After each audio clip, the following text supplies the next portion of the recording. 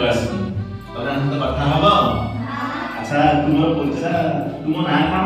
Sir ମୋ ନାଁ ହେଲା ଝୁମୁରି। ଆଚ୍ଛା ତୁମେ କାହିଁକି ଆସିଛ?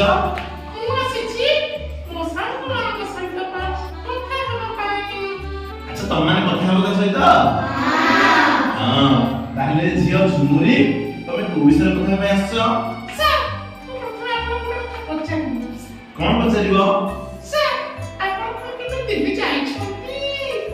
ନା ମୁଁ ତ ସେମିତି କିଛି ସୁଯୋଗ ପାଇନି ଦିଲ୍ଲୀ ଯିବାର। ଯଦି କେତେବେଳେ ସୁଯୋଗ ମିଳେ ତାହେଲେ ନିହାତି ଯିବି।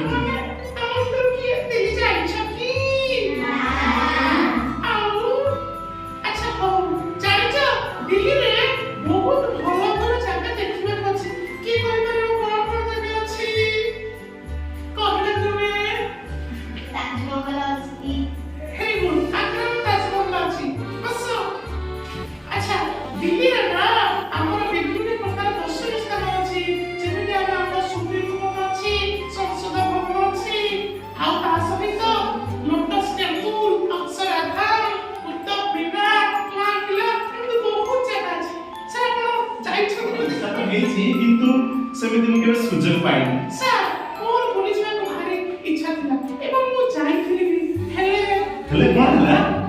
ହେଲେ ମୁଁ ଯାଇ କିଛି ଲାଭ ହେଲାନି, କିଛି ଦେଖିପାରିଲି ନାହିଁ। କିନ୍ତୁ କାହିଁକି କଣ ହେଲା? ସାର୍ ମୁଁ ନା ମୋ ବାପାଙ୍କ ସହିତ ଅପାଙ୍କୁ ନ ଜଣେଇ ଖୁବ୍ ସ୍ଲୋ କରିକି ଦିଲ୍ଲୀ ପଳେଇଲୁ ଗଲା ନଭେମ୍ବର ମାସରେ। ଆଚ୍ଛା ତାପରେ କଣ ହେଲା? ସାର୍ ଆମେ ସିନା ପଳେଇଲୁ ଅପାଙ୍କୁ ନ ଜଣେଇ ସରପ୍ରାଇଜ ଦେବା ପାଇଁ, କିନ୍ତୁ ଅପାଙ୍କ ଘରକୁ ପହଞ୍ଚି ଯାହା ଦେଖିଲୁ। କଣ ଦେଖିଲ? କିଛି ଖରାପ ଦେଖିଲ କି?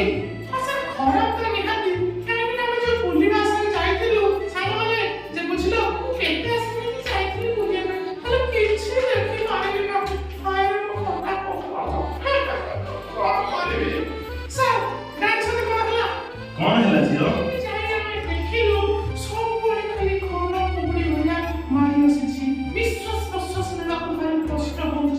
କାହିଁ କଣ ହେଇଥିଲା କି? ସାର୍ ଦିଲ୍ଲୀ ସହରଟା ପୁରା ଖାଲି ବାୟୁ ପ୍ରଦୂଷଣରେ ବୁଡ଼ି ରହିଛି, ସେଠି ବାହାରିବା ଭାରି କଷ୍ଟ। ଆଚ୍ଛା ତାହେଲେ ତମେ କିଛି ନା ସାର୍ କଣ କରିବୁ, ସେଇ ବାୟୁ ପ୍ରଦୂଷଣ ଯୋଗୁଁ କିଛି ଦେଖିପାରୁନି। ଆମ ବହିରେ ସେମିତି ଗୋଟେ ବିଷୟ ଅଛି ବାୟୁ ପ୍ରଦୂଷଣ। ସେ ବାୟୁ ପ୍ରଦୂଷଣ ବିଷୟରେ ଆଲୋଚନା କରିବା ପାଇଁ ମୁଁ ମୋ ସାଙ୍ଗମାନଙ୍କ ପାଖକୁ ଆସିଛି। ସାଙ୍ଗମାନେ ଜାଣିଛ ପ୍ରଦୂଷିତ ବାୟୁ କଣ? କି କହିଲେ କହିଲ? ଆଚ୍ଛା ମୁଁ କହୁଛି ଶୁଣ।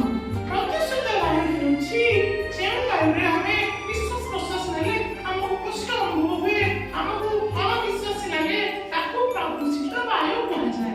ବୁଝିପାରୁଛନ୍ତି? ତମେ କେବେ ଗାଡ଼ି ପଛେ ଧୂଳିରେ ଯାଇଥିବ କିମ୍ବା କେବେ ନିଆଁ ପାଖରେ ଧୂଆଁର ଅନିଶ୍ୱାସୀ ଅନୁଭବ କରିଛ କି? ଠିକ୍ ସେହି ବାୟୁ ଗୁଡ଼ିକ କଣ ନା ପ୍ରଦୂଷିତ ବାୟୁ କହିବା। ତାହେଲେ ବାୟୁ ପ୍ରଦୂଷଣ କାହିଁକି ହୁଏ ଜାଣିଛ? କିଏ କହିପାରିବ? କୁହ। ଗାଡ଼ିରେ ଆଉ ଗାଡ଼ି ମଟର ଧୂଆଁ ଆଉ ଧୂଳି ଉଡ଼ିଲେ। ଆଚ୍ଛା ତମେ ଝୁମୁରି ସେଠି ତ ଯାଇଥିଲ, ଦିଲ୍ଲୀରେ ବାୟୁ ପ୍ରଦୂଷଣ କାହିଁକି ହଉଥିଲା କହିଲ? ମୁଁ ବି ଶୁଣିଛି ସେଠି ବାୟୁ ପ୍ରଦୂଷଣ ଯୋଗୁଁ ସ୍କୁଲ ମଧ୍ୟ ବନ୍ଦ ହେଇଯାଇଥିଲା। ହଁ ସାର୍ ବାୟୁ ପ୍ରଦୂଷଣ ଯୋଗୁଁ ଛୋଟ ପିଲା ଏବଂ ବୃଦ୍ଧମାନଙ୍କ ଉପରେ ବିଶେଷ କ୍ଷତି ପଡ଼େ। ପ୍ରଥମେ ଆମେ ବାୟୁ ପ୍ରଦୂଷଣର ଅସୁବିଧା ବିଷୟରେ ଜାଣିବା। ସାର୍ ବାୟୁ ପ୍ରଦୂଷଣ ଯୋଗୁଁ ଆମର ବିଭିନ୍ନ ପ୍ରକାର ରୋଗ ହୋଇଥାଏ, ଯେମିତି ଆମର ଶ୍ୱାସଜନିତ ରୋଗ ହୋଇଥାଏ ଏବଂ ଫୁସଫୁସ ଜନିତ ସଂକ୍ରମିତ ହୋଇଥାଏ, ବିଭିନ୍ନ ପ୍ରକାର ଚର୍ମ ରୋଗ ହୋଇଥାଏ, ନିଶ୍ୱାସ ନେବାରେ କଷ୍ଟ ଅନୁଭବ ହୋଇଥାଏ ଏବଂ ବିଭିନ୍ନ ପ୍ରକାରର ରୋଗ ମଧ୍ୟ ହୋଇଥାଏ। ଏବଂ ଏହା ଛଡ଼ା କୁହୁଡ଼ି ଭଳି ଯୋଉ ଧୂଆଁ ସଦୃଶ ଦେଖାଯାଏ, ତାହା ଫଳରେ ଗାଡ଼ି ମଟର ଯିବା ବେଳେ ମଧ୍ୟ ଦୁର୍ଘଟଣା ଘଟିବାର ସମ୍ଭାବନା ରହିଥାଏ। ଖାଲି ଦିଲ୍ଲୀ କାହିଁକି, ଏମିତି ଆହୁରି ମଧ୍ୟ ସହର ଅଛି ଧୀରେ ଧୀରେ ଏହି ବାୟୁ ପ୍ରଦୂଷଣର ଶିକାର ହେବାକୁ ଯାଉଛନ୍ତି। ତାହେଲେ ଏ ବାୟୁ ପ୍ରଦୂଷଣ ଯୋଗୁଁ ଆଉ ରୋଗୀ ହବନି ପୃଥିବୀରେ। ତେଣୁ ମୁଁ ମୋ ସାଙ୍ଗମାନଙ୍କ ସହିତ କଥା ହେବାକୁ ଆସିଛି ଯେ ଆମେ ବାୟୁ ପ୍ରଦୂଷଣ କେମିତି ରୋକିବା ଏବଂ ଆମ ଭାରତକୁ ଏକ ସୁସ୍ଥ ସୁନ୍ଦର ପରିବେଶ କରିବା, ସେ ବିଷୟରେ ଆଜି ଆମେ ପଢ଼ିବା। ठीक अच्छी गोटे भल विषय कहच धन्यवाद तुम तो दिल्ली जाइथिलो एवं दिल्ली भी आसो ताहले आज हमें से वायु प्रदूषण केमिति होउची तार कारण से विषय पढिया धन्यवाद।